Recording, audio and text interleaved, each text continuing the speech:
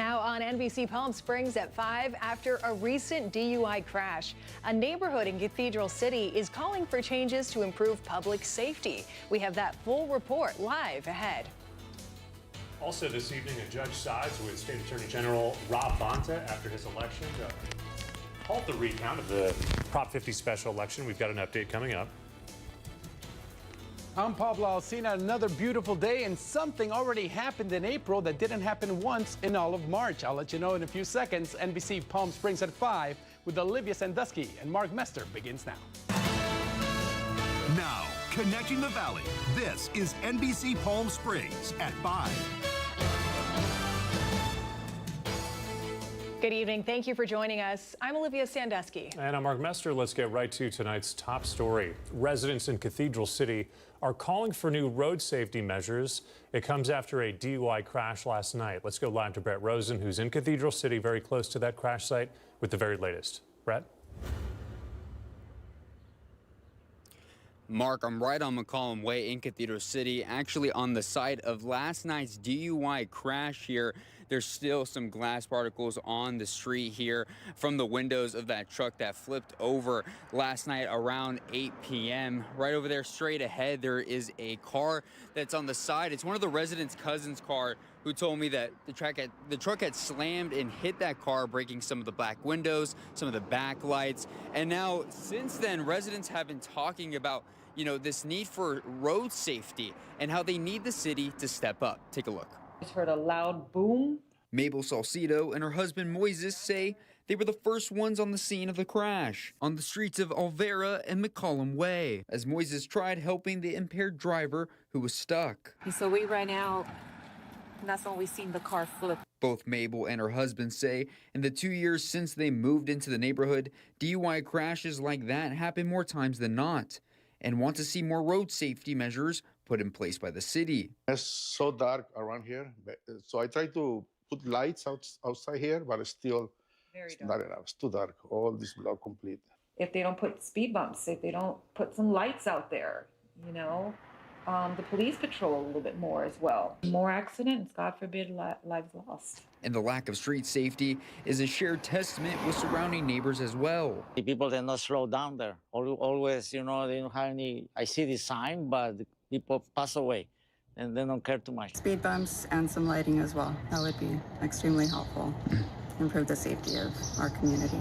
But because it was a DUI crash, the Cathedral City Public Works Department said in a statement in part, quote, the city's Public Works Department has identified no immediate infrastructure concern at this location. However, later on, saying in the statement, Public Works will include this stretch of roadway in its ongoing traffic calming study. The Cathedral City Police Department saying, in the meantime, there are ways for residents to ensure their own safety. So there's all kinds of factors that can happen. You drive to the speed limit, you pay attention, you stop at the stop signs. That's going to be your safest route to get through any area. Residents also let me know that it's not just the people that live here that they're worried about and why they need these road safety measures put in place, but there's a school not too far away from McCollum Way, so they're worried about the little kids there as well.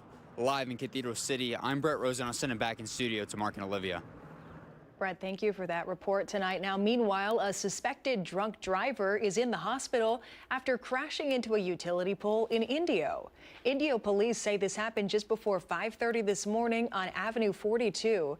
The driver, a 57-year-old man, veered off the road and took down the pole, knocking out power to nearby residents. The man was arrested on suspicion of driving under the influence and was taken to Desert Regional Medical Center, where he's listed in stable condition. Crews replaced that damaged pole this afternoon. A Superior Court judge sided with State Attorney General Rob Bonta today as the legal battle between Bonta and Riverside County Sheriff Chad Bianco intensifies. Our Alondra Campos was inside the courtroom today and has the very latest. That's right. This high-stakes legal battle continues to move forward as a Riverside County Superior Court judge has agreed to fast-track a case that could put an immediate end to Riverside County Sheriff Chad Bianco's investigation into the 2025 special election. Attorneys for both sides of this ongoing legal battle faced off inside the Riverside County Superior Courtroom. After numerous arguments were presented, the judge approved the expedited briefing timeline. Under this order, Riverside County Sheriff Chad Bianco's legal counsel has until April 7th to respond to Attorney General Bonta's petition to end an investigation into alleged vote count irregularities surrounding the 2025 special election. In turn, Bonta's legal team has until April 9th to file their reply, with a court hearing scheduled for April 13th. Inside the courtroom, tensions ran high between both parties. Robert Tyler, Sheriff Chad Bianco's attorney, argued the Attorney General's actions have been, quote, prejudicial to his client, pointing specifically to how the state's Attorney General has filed actions in both the County Superior Court and the California Supreme Court. But Deputy Attorney General Lindsay Bailey pushed back, stating an expedited briefing is necessary due to the, quote, ongoing and continued harm the election probe has caused. Additionally, Bailey stated Bonta's court filings at the county level were amended to include Secretary of State Shirley Weber, and claims the sheriff's actions may have violated Elections Code 15551, which states if there is a legal challenge or criminal case about an election before the ballots are scheduled to be destroyed,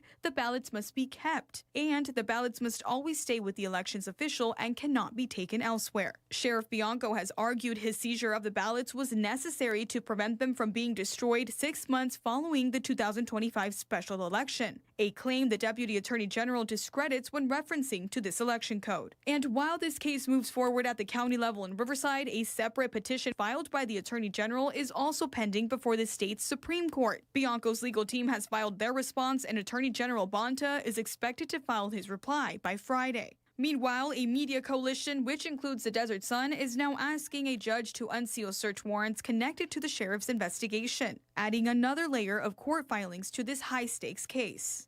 For NBC Palm Springs, I'm Alondra Campos. Well, as gusty conditions hit the Coachella Valley today, blowing sand and low visibility caused a number of road closures. North Gene Autry Trail and North Indian Canyon Drive are shut down at this hour at the Wash. Gene Autry has been closed between Salvia Road and Via Escuela since Wednesday morning.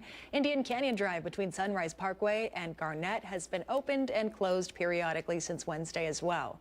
Now, drivers can still use East Vista Chino, Dinah Shore, Ramon Road, and Highway 111 around Palm Springs for your evening commute. And let's get a check on the forecast right now. Live pictures from our Agua Caliente Casino camera high above right there in Rancho Mirage. We're going to send things over to our Pablo Alcina. Pablo, off in the distance, you can still see some of the remnants from that dust from all the wind, right? Yeah, there's wind advisory until Thursday night. There's also an air quality alert out, so please be safe out there. And if you're driving by those passes, it can really move your car. Currently, it's 80 degrees in Palm Springs. Have to love that. Low humidity, no chance of rain. And as you saw, the clouds have moved away, so the temperatures will soon start going up. So enjoy this while it lasts. 80 in Palm Springs, 68 in Yucca Valley, Desert Hot Springs at 73, Palm Desert at 85, the hottest around. But it's still nice. Absolutely no rain forecasted anytime soon. But you see the winds, 29-mile-per-hour winds in Palm Springs, 18 in Whitewater, and it's still stronger in other parts. And our 3-day comfort air forecast, gorgeous tomorrow, partly cloudy, 87 degrees. But then on Saturday, high pressure system comes in, and look at this, we're going to shoot right back up to the low 90s and then soon to the high 90s. But I'll have all that and more in my 7-day forecast. Back over to the dynamic duo. Pablo, thank you. More local news tonight. Cathedral City is hosting a virtual town hall to address cannabis odor concerns. The meeting is over Zoom. It's just getting underway right now, and it gives residents the chance to learn more about the city's new cannabis odor ordinance and its enforcement. The city expanded odor ordinances back in October in response to ongoing concerns from neighbors living nearby indoor cannabis growing operations. They say that strong odors from the facilities can be smelled inside their homes. The new tougher penalties for verified complaints can lead to fines of up to $1,000 per day. April is National Donate Life Month, and here in the desert, John F. Kennedy Memorial Hospital raised a flag to honor organ donors who've helped save lives. The ceremony also paid tribute to ER nurse Annabelle Sanchez, who continued to help others even after her passing by donating her organs. Family members and organizers say Sanchez not only saved lives through her work, but left a lasting impact through her final gift. Officials hope stories like Sanchez's will inspire more people to donate. She chose to be an organ donor. Her family made that decision. And so her life and her servant heart lives on. And so each year, this is even more special for us because we're able to honor Annabelle. Her family comes to the flag raising ceremony. We have done a memorial in the hospital courtyard for Annabelle. And it's just another reason for us to tell people that please make that choice to allow that life extension beyond the years of your loved one to help others. The event, held in partnership with One Legacy, highlights the importance of organ donation and encourages others to consider becoming donors. The Desert Wildlife Center held a baby shower today to support injured and orphaned wildlife. The center received donations from community members across the Coachella Valley. The nonprofit just opened its doors in 2025 to rescue, rehabilitate, and release local wildlife. The event took place at the center in Indio, where visitors stopped by, dropped off needed supplies, and saw firsthand how wildlife is cared for here in the Coachella Valley. So we are in the treatment room of our wildlife center. So this is where we treat these animals, right? We're getting animals that are usually very, very sick or injured, hit by car, window strikes, cat caught, poison, stuff like that. And so they're gonna come in here, and this is where we're gonna start stabilizing them first. So we've got an x-ray suite over here so we can take x-rays of these guys. We've got a surgical suite in the back so we can do surgery. And we can really give these guys all the care that they need to be able to be successfully released back into the wild. And the need doesn't end with today's baby shower. If you'd like to support the Desert Wildlife Center, you can scan the QR code on your screen. You can always help by shopping on the wish list provided by the center, and that list is also on our website. That's NBCPalmSprings.com. If you've ever been curious about what the future holds for you or even your pet, you may have a chance to find out this weekend. So do Vache Cafe in Palm Desert, hosting a special psychic paw raiser. It's this Saturday. It benefits the Coachella Valley Cat Club. Guests can enjoy psychic readings for both people and pets, along with tarot sessions and time with animal communicator Frances Greenspan, offering insight into your life as well as a unique glimpse into your pet's world. Do it telepathically, meaning I speak with their thinking voice and my thinking voice. Is probably the easiest way to describe it. Readings are 15 minutes for $20. The best part, 100% of the proceeds go towards the Coachella Valley Cat Club, helping give cats in the valley a second chance. Again, it's going to be at Soto Voce Cafe. That's in Palm Desert this weekend from 11 in the morning until 3. So go ahead and stop by for that. I believe it's right behind the gardens on El Paseo, right? Yes, yeah. Right in the middle there. Yeah. Coming up next here on NBC Palm Springs, reaction is growing after a U.S. Supreme Court ruling involving a ban on conversion therapy for minors. We'll tell you what that decision means right after the break. Also tonight, a track athlete at Shadow Hills High School is defying gravity. Caitlin Kelly brings us that story later on in sports.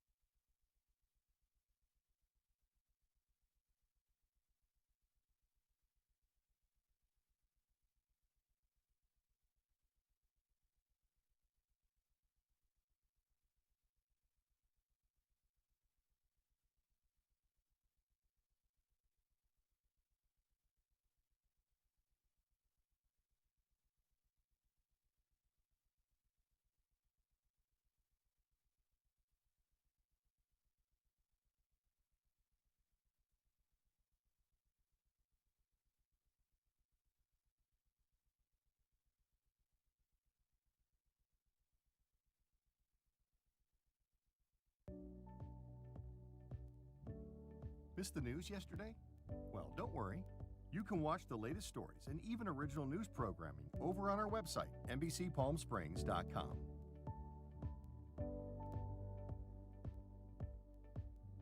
Every morning at 6 a.m., Jerry and I are here to help you start your day informed and connected. And after our newscast, I head out into our community to listen and bring you the stories that truly impact our lives here in the Valley so that your voice is heard.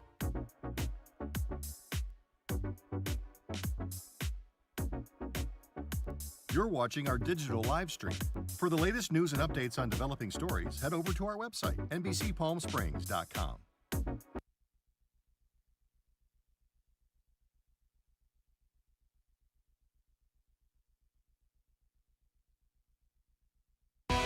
Committed to covering our community. You're watching NBC Palm Springs at 5.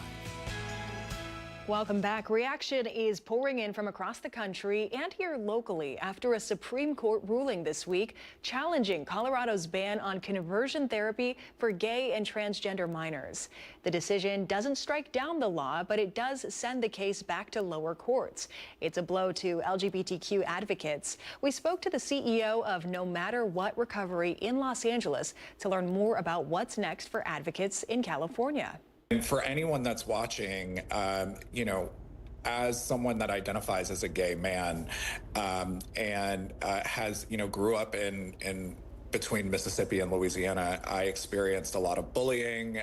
My family didn't know how to navigate getting me therapy when I was coming out. And so for anyone that is watching this, we see you. You have a whole community of people here that see you and champion you throughout your life and your how you identify, and through if you're transitioning or or really just trying to figure out who you are as a person. Conversion therapy is currently illegal, I should say, here in the state of California. If you're looking for something to do this Easter weekend, Cathedral City is hosting a free outdoor fitness event. It's happening Saturday morning over at the city's community amphitheater. The Cathedral City Parks Commission and Desert Recreation District bringing together local instructors for back-to-back classes starting at 9 o'clock, including Pilates, dance cardio, as well as yoga. Then at 10:30, our own Kai Beach will take the stage for his workout session alongside instructors from across the valley. Kids can join in too. There's things like egg relays, there's an obstacle course, and also a golden egg fitness hunt. The Palm Springs Plaza Theater has hit a major milestone, hosting 120 events in 4 months since reopening. Officials say the historic venue reached its annual goal in just 121 days. The theater is also expected to generate about $40 million in economic impact each year, along with $4 million in tax revenue. Since December, it's hosted a variety of events. It includes Palm Springs International Film Festival, Modernism Week, and community programming for all ages. In health news this evening, a mutated version of COVID-19 appears to be mostly infecting children. You may have heard of the new BA 3.2 variant by now. It's nicknamed Cicada. Part of the Omicron family. So far, scientists aren't particularly worried about it because it doesn't seem to be more severe than other variants. One thing that is different about it is it's primarily being seen in children. COVID's pattern until now has been to primarily infect adults, and older adults in particular. Cicada isn't spreading quickly and has been seen in wastewater from 25 states. We'll be right back.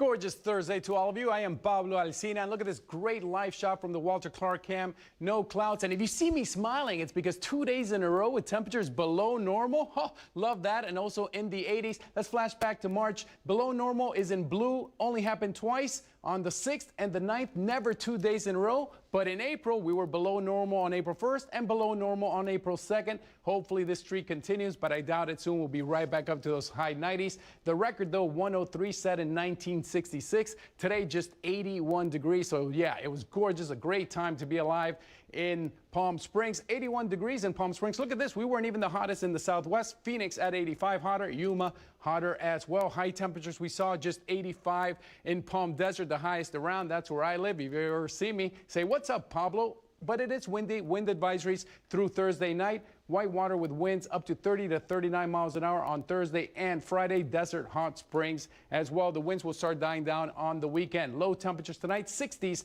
in Palm Springs and Palm Desert. Gorgeous time to be outside and check out the gorgeous stars. Does so good for the eyes to stare at the stars and not just at blank screens. Our 7-day comfort air forecast. Look how gorgeous on Friday. Partly cloudy, highs of just 87. But then we're going to heat up, 93 on Saturday, and progressing to those mid-90s for the next 7 days. But at least it's not 110 degrees. I am Pablo Alcina. Keep it here on NBC Palm Springs.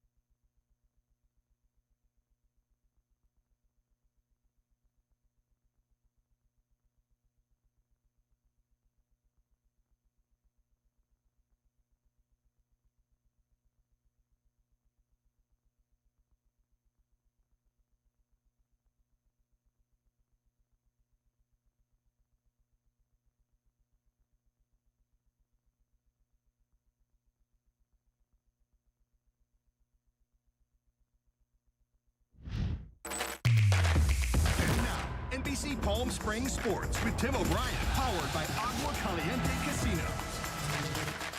Oh, welcome back. At Shadow Hills High School, a track star turning a unique skill into record-breaking results in the long jump and high jump. Our Caitlin Kelly has the story. Sometimes the biggest performances come from the most unexpected frames. At 5'4", Nate Williams is rewriting the record books at Shadow Hills High School. Williams served as the point guard for the boys' varsity basketball team in his freshman year. And it was then he discovered a unique ability. From when I was like 14, that's when I really tested my vert. And from what I know, it was around 30-ish. I don't know if it's went up a lot lately, but I think it definitely has. That vertical leap didn't stay on the hardwood.